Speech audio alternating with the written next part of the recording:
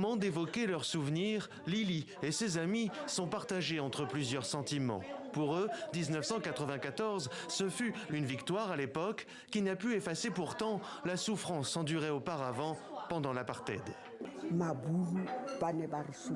Je ne peux pas oublier à quel point nous avons souffert aux mains des Blancs. Dans la ville la nuit, il y avait des motards blancs qui agressaient brutalement une personne noire s'ils la voyaient marcher sur un trottoir. Ces garçons blancs étaient cruels. En 1990, un mouvement incarné par un homme va renverser des années de domination de la minorité blanche. Nelson Mandela est libéré. Chef de file de la lutte contre l'apartheid et membre du Congrès national africain, l'ANC, il se présente 4 ans plus tard lors des premières élections multiraciales du pays, un 27 avril dont Lili se souvient très bien.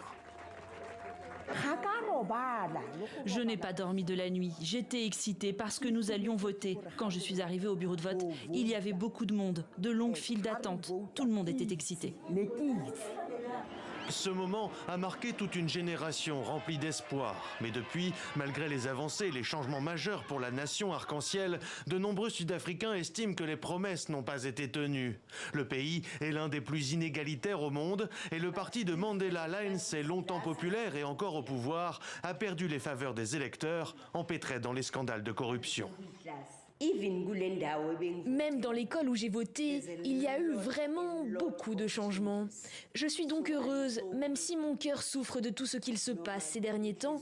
Cela me ramène en arrière, en pensant à 1994. Nos maisons étaient pleines d'enthousiasme.